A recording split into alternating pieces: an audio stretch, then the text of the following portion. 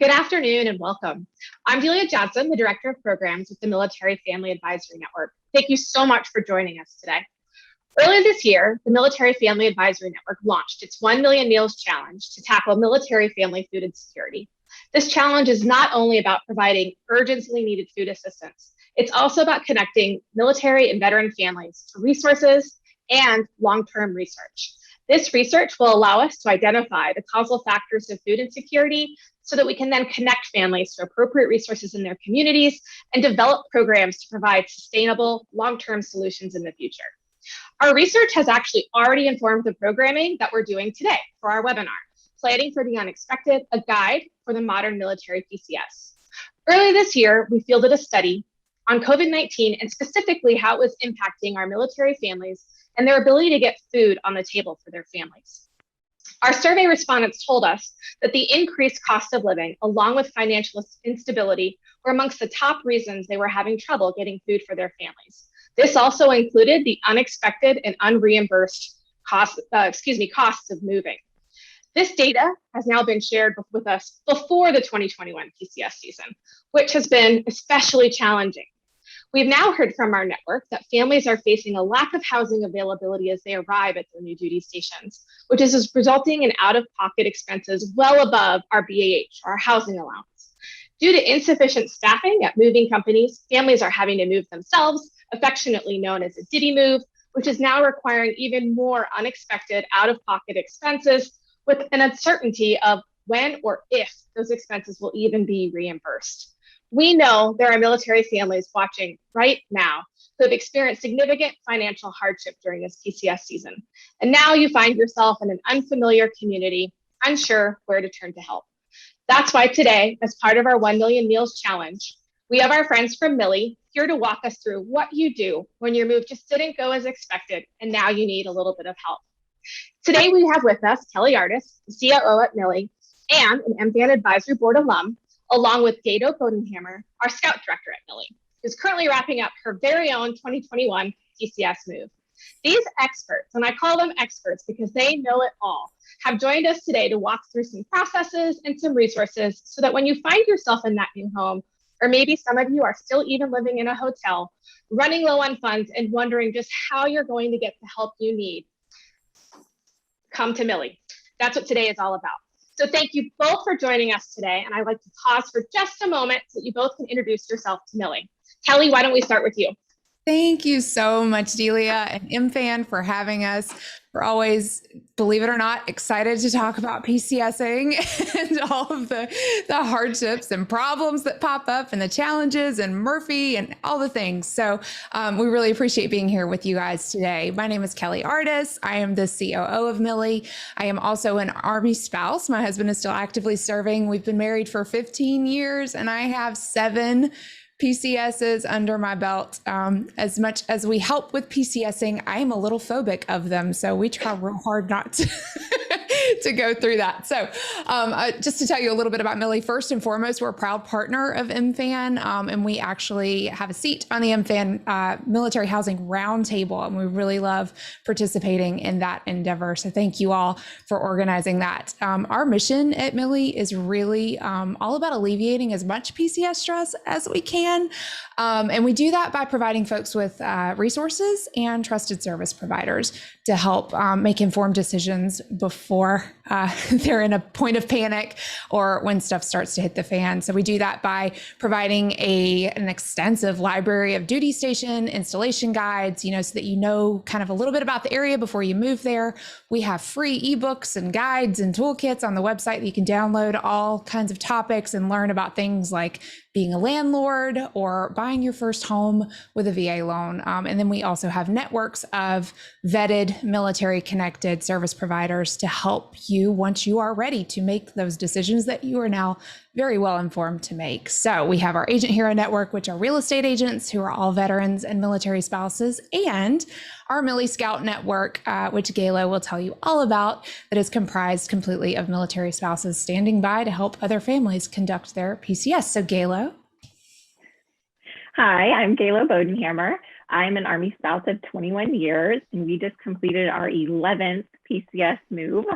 I'm still trying to get settled here. We're in Austin, Texas now. So just things are getting better. But I'm the scout director at Millie. I am in charge of about 130 military spouses that are part of our network, standing by across the country to help other military families with just those PCS tasks. Can you go check out that rental property that I found online just to make sure there's not anything hiding there that I don't know about? Or if you've had to leave behind a rental property that you're keeping as part of your investment portfolio, we can help you with some related tasks to that too.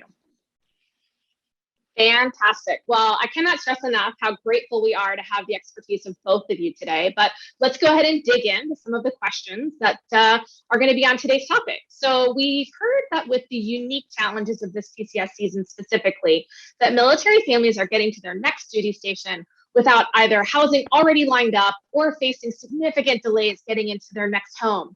So talk to us a little bit, if you could, about some of the resources or entitlements that could be available to them during those delays that they're experiencing as a family.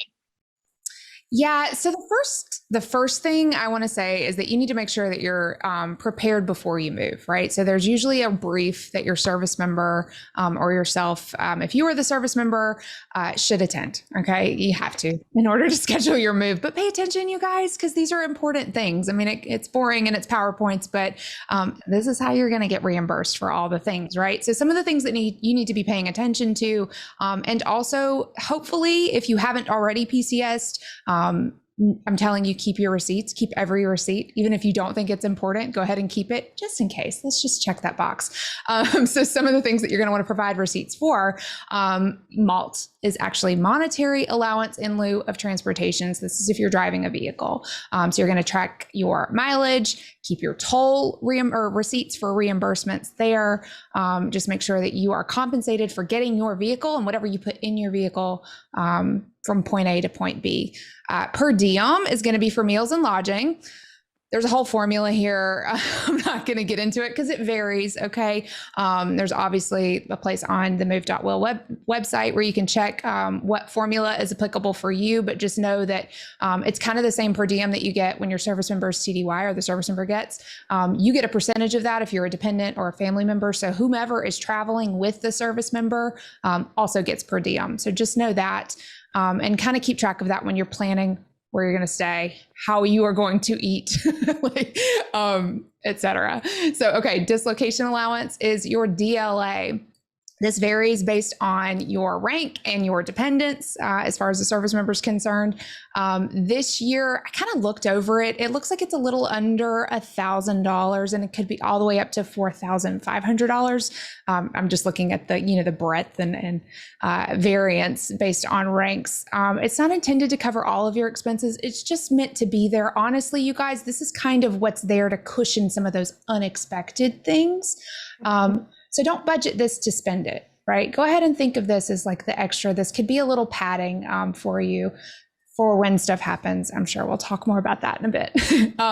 Your TLE is temporary lodging expenses or allowance, depending on how or where you're headed. TLE is for 10 days at the losing and gaining locations. Not in between. They like to keep those on either side. So think of this as not having to camp out in your home, right, when all of your HHGs are gone, or if you're at your receiving duty station, so you get to your destination and you're going to have to wait a little bit for your HHGs, you can actually stay in a hotel, right? So try to budget those days accordingly.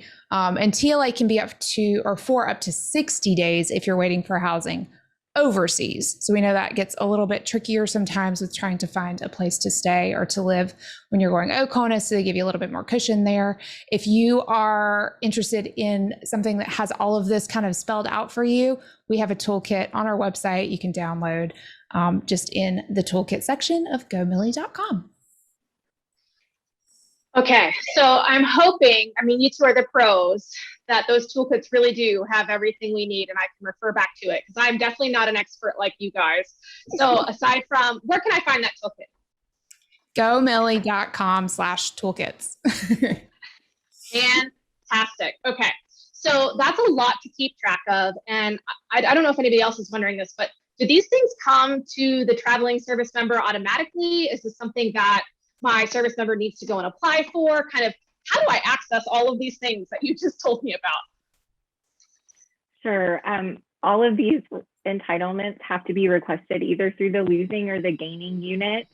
So you definitely need to keep on top of that, especially like, for example, if you want to request your dislocation allowance in advance, they are allowing that again, but that takes some planning and some approval. So you have to submit for that early on if you want to request that one for sure. Then especially like the TLA, TLE bits, those are going to be claimed in your new location. But again, you've got to have those receipts that Kelly talked about. So keep track of it, try to keep organized. We highly recommend our PCS binder as a way to keep organized. And I know that's where I keep my receipts and everything from my move as far as our travel. So definitely stay organized with that.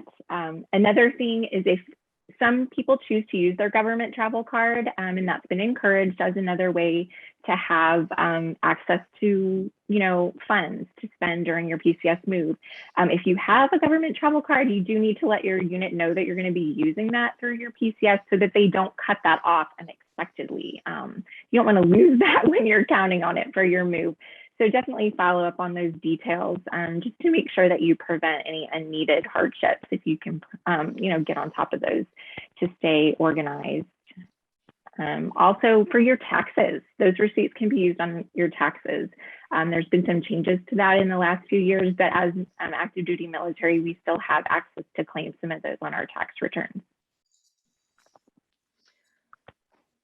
So thank you for clarifying that, because sometimes just keeping track of all of this can be a full-time job. So with these suggestions and resources, I know we're talking a lot about when a family is moving from maybe one duty station to another duty station, but do these resources also exist when they're moving from one home to maybe another home in that same duty station?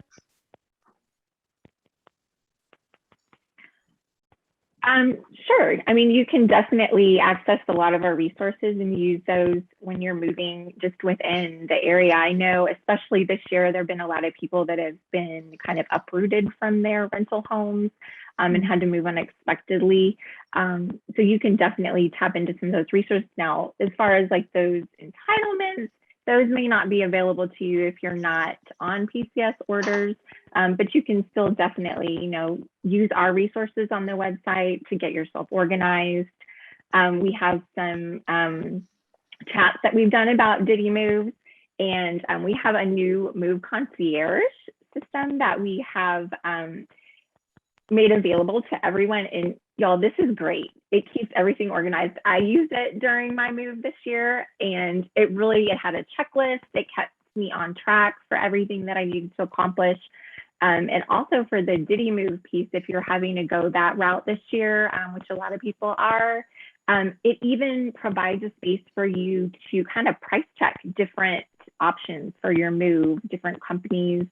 You can compare, a 2-men in a truck scenario where you're doing the packing, or that full service move. If you have to resource that yourself, you can compare the prices right there for you. You don't have to do any of the legwork. That tool just pops it right in there. They've already collected the information. Fantastic. So, I think one thing that we're trying to make sure families know about is maybe you've gotten to your new location and you're in your new home, you have your keys, but your household goods haven't arrived yet. What resources could help our families with those unexpected costs when we've all experienced basically camping inside your new home? Yeah, I mean, this is one of the more recent pain points that I personally have experienced. We went 6 weeks, I think, because we had to split our shipment on our last PCS. So I had half of my things and the other half was in storage, right down the street. So that was super annoying, but literally half. So I had a box spring and no mattress. You know what I mean? It was really impressive how they did that. So yes, we've all been there. It is not comfortable, to say the least. So definitely tap into things like lending closets, right? Most installations have some sort of, I think on Air Force bases, it's like an airman's attic, lending closets, et cetera. Go ahead and try to locate those sorts of places where you can borrow a dining room table, little things like that. That's really going to help you get through that hump by buy nothing groups, right? So there are groups on Facebook you can join where it's like, actually, I'm not looking to buy things. Could I just borrow? Or are you trying to get rid of stuff? I'm a big fan of just being kind of shameless and like, hey, does anybody have a floor lamp that they want to toss or that I could borrow for a couple of weeks? Y'all, we've all been there and we all love to help. So I don't know about you guys, but when I see those posts, I'm like, yeah, actually, I'd feel great about, lending this, or heck, just giving it to you. So definitely feel free to do that, you guys. I mean, it's part of our culture, so don't be ashamed to do that. Another thing that I wanted to mention here as well are the relief societies. So all of the branches have nonprofits where their sole mission is to support you in times when you are in a financial crunch. So if you find yourself in need of tapping into any of those resources, I know AERs is for the Army. I'm not sure of the other branches, but everyone has one that you can tap into if you, are kind of desperate. Oh, look, you guys have of course you have a slide for that. Might be skipping ahead here, Delia, but I just wanted to give them a shout out as we go. So yeah, we've all been there, you guys. Ask for help. I can't tell you how important those lending closets are, and to not even know about them the first time you PCS and then to find out about them, it's like, all right, it might be stick furniture, but it's still magical to have something to sit on when you feel like you're camping inside of your home. So thank you for that, and always giving a plug to our aid societies. They're fantastic resources for families when they really need that little bit of extra financial help, especially. So speaking of household goods, while we're on that topic, we've all heard those horror stories of when things arrive really, really late, they're damaged, kind of, you take that breath when they're packing it all up and it's leaving your driveway, and you just cross your fingers and hope it's all going to arrive okay. What happens if it doesn't? What can families do if their household goods arrive ridiculously late or worse, damaged? Sure. Well, if your things are off schedule, the required delivery date is the date that the military has contracted with that transportation service provider, TSP, to have your things there at your gaining unit. If that doesn't happen, you can contact the TSP and say, hey, my stuff's not here. I need to do an inconvenience claim. They each have a different process because they're different companies themselves. So you do have to ask for more information before you can just start going out and, buying new towels at Walmart, for example. You definitely need to check with them first, figure out what their process is. Do you have to have a form? And usually you can't buy those items until that delivery date has passed. So gather some information before you go shopping.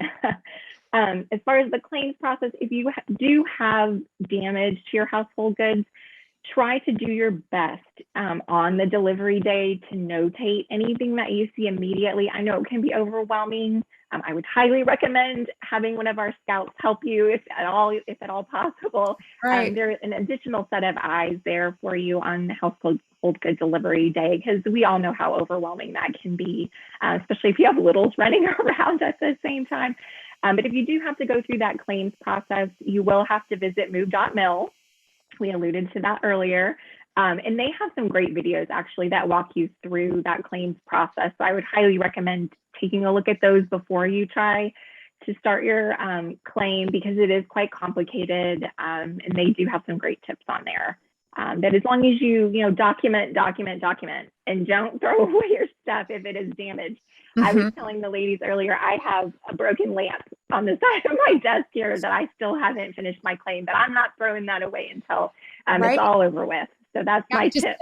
Just to underline, you guys, you're giving that item back to the company in exchange for reimbursement for it. So they're sometimes they don't, right? It used to be you never had to do that. Now they want to see it. Like, no, did you sell it and make money and you're filing a claim or what? So you have to hang on to your broken things. It sucks, but keep some space in the garage for your claims pile while you're going through this.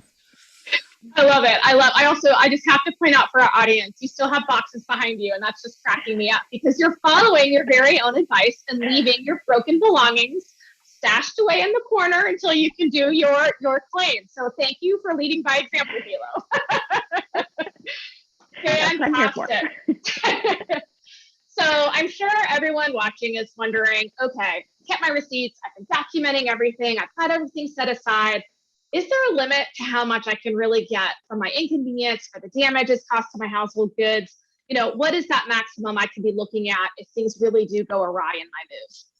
This is a really good question because it helps you kind of frame worst case scenario, right? So again, we're all about informed decisions and having as much information as possible and start planning and being prepared for the unexpected versus having to deal with the unexpected, right? So one thing to note, you can't claim a trash can for $250,000 like I saw last year. Somebody tried. Y'all, come on. Okay. Like, don't do that. You have to actually prove that the trash can cost that much money. And if it did, it should be on your high value. Anyway, I digress. There is a limit to what you will be reimbursed for things. If it is a thing that you bought that was expensive, 10 years ago, it's going to have depreciated over the years. You're not going to get exactly what you paid for it. I learned this with my Pottery Barn bedroom set that I bought right before a move. Don't do that either. Don't buy new furniture before a move. That's a rookie move. Don't do that. Wait till you get there if you're going to invest. So just keep some of those things in mind, like be reasonable. I hate to say it because I hate to give power to it, but I mean, it's why we don't have nice things, right? Like you don't buy nice things right now. Like it's just unless you're moving things yourself, like it's really hard to invest in like pieces or heirloom pieces while you're moving across the planet. Like, let's just be real, you guys, we're kind of in a mobile window of our lives. So let's be realistic about that. All right. All that said, if something tragic happens, and it does, transfer trucks overturn on the highway and it's a total loss, not only of the vehicle, but also of the items in the vehicle, which could contain your household goods. There have been warehouse fires, right? There have been ships that have been coming across the ocean and bad things happen and things topple off the side of the ship. There are situations where you have to claim a total loss on your household goods.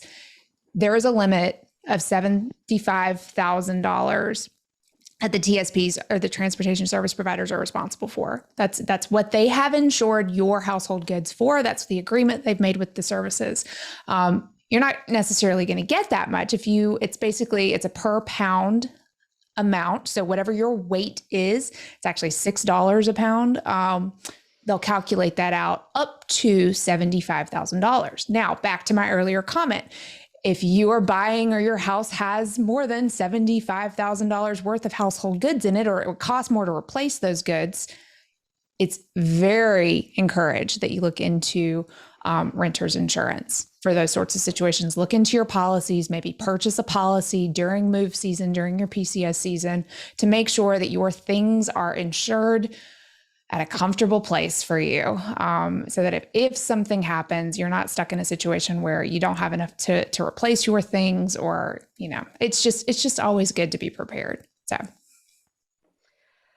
let's hope that nobody watching today ever has to hit that $75,000 maximum. So I know we talked about it a little bit before, but we're hearing that more and more families are having to do DITY moves this summer than ever before. So could you guys just share some of your expert tips or resources to help our families make those DITY moves as smooth as possible for those that are still going through that process right now? Sure. I think the main thing about a DITY move is just staying organized. It's easy to get overwhelmed with everything there is to do, especially if you were anticipating having to do that on your own. And start early. Start packing up the stuff that you don't use every day. Maybe they're out of season now and you're not going to need that for a few months anyway. Start with those items first. It never hurts to just be prepared and shop around for the options, because there are limits on what can be reimbursed, even though they have increased those limits to the 100% reimbursement. That is only of the commercial rate though. So it's not like you can go to U-Haul or, one of those big carriers and just say, what's it going to cost, and expect that to be completely reimbursed. You need to definitely check with the transportation office to get those numbers before you actually purchase anything on your own, just so you know. And also, the DITY move has to be requested through move.mil. That piece has to be done, and you cannot start purchasing supplies or renting trucks until the date that you have requested that your DITY move start in move.mil. All right, ladies, we've covered a lot of resources today in a short amount of time, but I do want to just open the floor to one last kind of what are those resources, things that you can recommend to our families at Millie or across the board? And that, we can access anything on the internet at this point. What resources would you point our families to really help them during this stressful time? I mean, you're going to live on move.mil. That's just the reality of it. But you guys, they have come a long way on that website. I will say, Galo, I think you'll agree with this. From better. 5-ish years ago when we started at Millie, we were just like, oh my God, this is a painful website. They have come a long way. So get comfy over there. Go ahead and bookmark it. Watch the videos. They're fantastic. As far as resources that we provide you, everything we offer by way of resources are free. They're just on the site, available for download. We have books, ebooks on buying your first home, on being a military landlord if you've left a property somewhere, how to compare neighborhoods, how to interpret school evaluations and do that in a fair way, right? So schools are always top of mind when we're moving somewhere. So getting a better idea of what the landscape looks like at the duty station you're headed to, also understanding VA mortgage, all those sorts of good things. And not to forget also the value of hiring a Millie Scout who can help be your eyes and ears on the ground and be one more kind of information gatherer for you, again, to be able to make these informed decisions. And instead of feeling like you're going into something blindly and reacting, you can be going into the situation with as much opportunity and options available to you as possible. Well, I have to thank you both for just the wealth of information that you've provided, and also just for the support that you're providing to military families as a PCS, which we all know is one of the most stressful times anybody can experience. So thank you both for your time today. I also just want to share again, in addition to the resources that Millie has provided that we put up on the screen, we want to take a few moments to highlight just a couple more resources for you and your family. Kelly mentioned them earlier, but your aid societies. These are fantastic resources that are specific to military families. They offer various grants. Some of them have loan programs that really will help you manage those financial challenges related to a move specifically. And so we highly, highly encourage you to access those and see what your family may or may not be eligible for. In addition to that, we also would like to share a resource that we have here at the Military Family Advisory Network called MilMap. It's our online resource directory that includes a lot of virtual resources for those of you, across the country. There's a lot on here like Move.mil and Millie that we've talked about today. But as part of our 1 Million Meals Challenge, we're also building up the resources in 4 key areas. And that will be in Fort Hood, Texas, Fort Bragg, North Carolina, Joint Base Lewis McChord in Washington State, and the Hampton Roads, Virginia area. We're also really happy to announce that we're also going to be in the San Antonio area this year as well. And so we want to make sure that in addition to financial resources, moving resources, if there's anybody watching today that's experiencing food insecurity and does need a little extra food support right now, we would also encourage you to take a look at the locations on your screen where we'll be later this year for food events as well. You can sign up for any of these events at militarymeals.org. We also want to make sure that today, that we really, really value your input and your feedback about these webinars. They're for you, and we want to make sure that you find them meaningful and a good use of your time.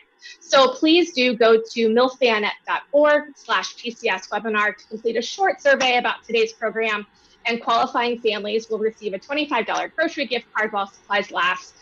Every little bit helps, and we hope you'll take the time to fill that survey out so that Galo, Kelly, and I can do another webinar in the future and make sure we cover those topics that are important to you and your families.